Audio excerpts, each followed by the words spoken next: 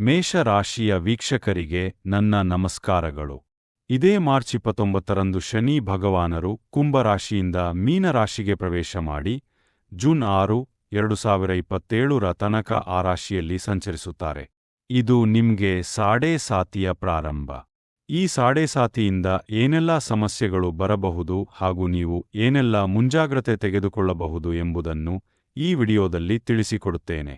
ಅನಿಷ್ಟಕ್ಕೆಲ್ಲ ಶನೀಶ್ವರನೇ ಕಾರಣನಲ್ಲ ಎನ್ನುವಂತೆ ನೀವೇನು ಭಯಪಡಬೇಕಾಗಿಲ್ಲ. ನಾನು ನೋಡಿದ ಪ್ರಕಾರ ಹೆಚ್ಚಿನವರಿಗೆ ಸಾಡೆ ಸಾತಿಯಲ್ಲಿ ಮದುವೆಯಾಗಿದೆ, ಕೆಲಸ ಸಿಕ್ಕಿದೆ, ರಾಜಕಾರಣಿಗಳಿಗೆ ಅಧಿಕಾರ ಸಿಕ್ಕಿದೆ.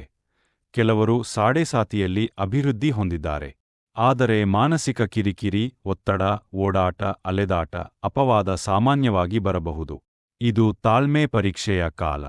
ಸಾಡೆಸಾತಿರುವಾಗ ಶನಿ ಭಗವಾನರು ನಮಗೆ ಶಿಸ್ತು, ಸಂಯಮ, ಪ್ರಾಮಾಣಿಕತೆ ಕಲಿಸುವಂತಹ ಕಾಲ, ನಮ್ಮ ಅಹಂಕಾರಕ್ಕೆ ಪೆಟ್ಟು ಬೀಳುವ ಕಾಲ.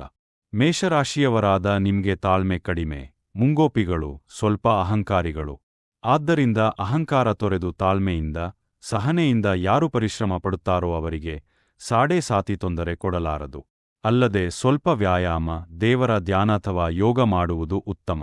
ಇದರಿಂದ ಸಮಸ್ಯೆಗಳ ತೀವ್ರತೆ ಕಡಿಮೆಯಾಗುವುದು.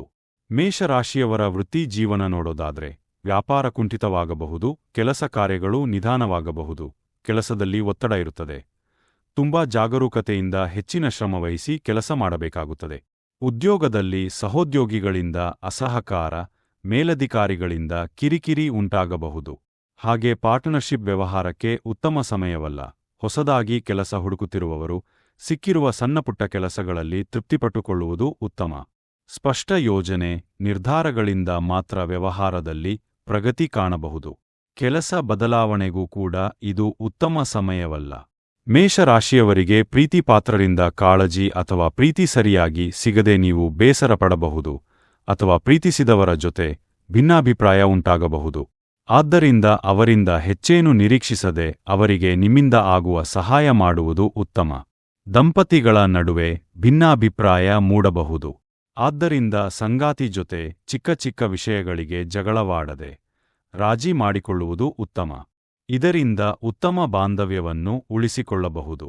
ಶನಿ ಪ್ರವೇಶ ಆಗುವಾಗ ಪಂಚಮ ರಾಶಿಯ ಅಧಿಪತಿ ರವಿ ಕೂಡ ವ್ಯಯಭಾವದಲ್ಲಿರುವುದರಿಂದ ಮಕ್ಕಳಿಂದ ತೊಂದರೆ ಬರಬಹುದು, ಸಂತಾನ ವಿಳಂಬವಾಗಬಹುದು. ಮಕ್ಕಳಿಗೆ ಆರೋಗ್ಯ ಸಮಸ್ಯೆ ಕಾಡಬಹುದು.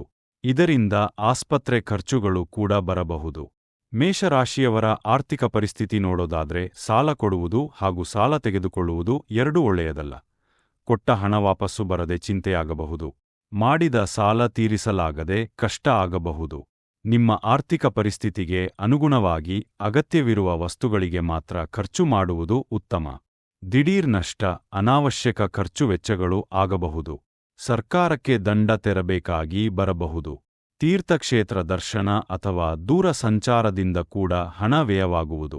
ಮೇಷರಾಶಿಯ ವಿದ್ಯಾರ್ಥಿಗಳು ತಮ್ಮ ಪ್ರಯತ್ನ, ಪರಿಶ್ರಮದಿಂದ ವಿದ್ಯೆಯಲ್ಲಿ ಪ್ರಗತಿ ಸಾಧಿಸುವರು ಹಾಗೂ ತಮ್ಮ ಗುರಿಯನ್ನು ಮುಟ್ಟಬಹುದು. ವಿದೇಶಕ್ಕೆ ಹಾರುವ ಯೋಚನೆಯಲ್ಲಿ ಇರುವವರಿಗೆ ಇದು ಶುಭ ಕಾಲ. ಅವಕಾಶಗಳು ಬರುವವು. ಅನಿರೀಕ್ಷಿತ ವೆಚ್ಚಗಳು, ಅನಿರೀಕ್ಷಿತ ವೈದ್ಯಕೀಯ ವೆಚ್ಚಗಳು ಕಂಡುಬರುವವು. ಪ್ರತಿ ಶನಿವಾರ ಅಥವಾ ಮಂಗಳವಾರ ಹನುಮಾನ್ ದೇವಸ್ಥಾನಕ್ಕೆ ಭೇಟಿ ಕೊಡುವುದು ಅಥವಾ ಹನುಮಾನ್ ಚಾಲೀಸಾ ಓದುವುದು ನಿಮಗೆ ಒಳ್ಳೆಯ ಪರಿಹಾರ. ವಿಡಿಯೋ ನೋಡಿದಕ್ಕೆ ಧನ್ಯವಾದಗಳು. ನನ್ನ ಚಾನೆಲ್ ಮೊದಲ ಬಾರಿ ನೋಡುತ್ತಿರುವವರು ದಯವಿಟ್ಟು ಸಬ್ಸ್ಕ್ರೈಬ್ ಮಾಡಿಕೊಳ್ಳಿ.